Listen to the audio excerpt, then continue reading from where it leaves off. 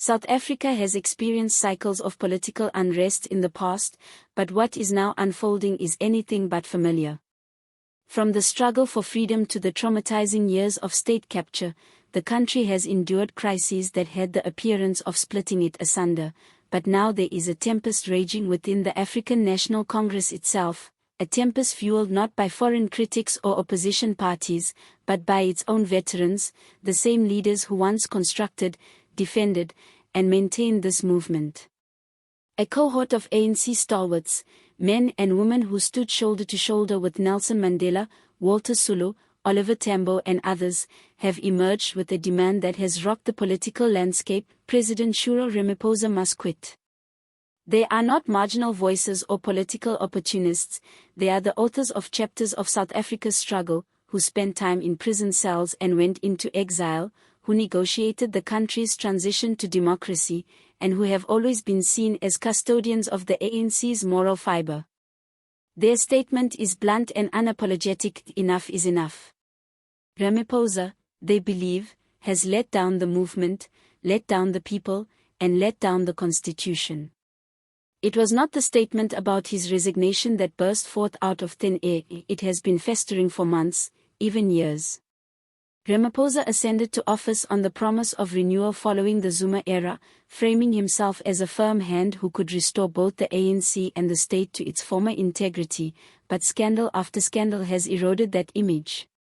The foreign cash stashed in his farm, questions over money laundering, and now damning leaks implicating his name in global dollar smuggling rings have painted him not as a reformer, but as part of the same rot he had sworn to eliminate. Rather than steadying the ANC, many now regard him as a liability. The last straw, according to sources close to the veterans, was not so much the charges in and of themselves, but Ramaphosa's response, or more accurately, the failure to do so.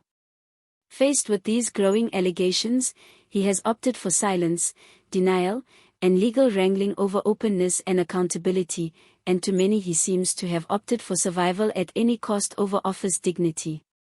One of the most emotive statements came from an ANC veteran who is highly regarded, and his words went viral on social media: "This is not the ANC we fought for. This is not what we went to Robben Island for.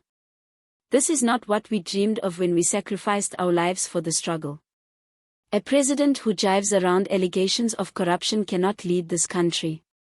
That raw and emotional denunciation has set off arguments throughout the country, from university lecture theatres to taverns in townships. Apartheid vintage pensioners and young South Africans who never experienced it are now all having the same discussion: has the ANC lost its soul? Behind closed doors, the party of government is splitting as the aging veneer of unity has been shed, leaving behind hardened camps, Ramaphosa diehards determined to defend him to the death, and those calling for a sweeping purge of the party starting with his resignation. Senior National Executive Committee members are said to be embroiled in heated arguments, emergency sessions have been held, and there are those who say pushing Ramaphosa out would be the only means to prevent a historical loss at the next elections, while others argue toppling him would release pandemonium, destabilize the government, and give the opposition a free ride to victory. But the veterans are not doing vote calculation or electoral arithmetic, they are referring to the identity of the ANC, its founding values, and its historical mission. For them, that mission has been hijacked by greed, arrogance, and silence at the top, while on the streets patience among the public is wearing thin. The popularity of the ANC, already in decline for decades, has now bottomed out, with surveys indicating that confidence in Ramaphosa is at record lows. The move by the veterans has just added gasoline to a fire already burning in townships, rural communities, and city streets. Protests are erupting, and young people's movements, trade unions, churches, and even social media personalities are all aligning behind a single rallying cry: if the ANC won't clean its house, the people will do it on election day.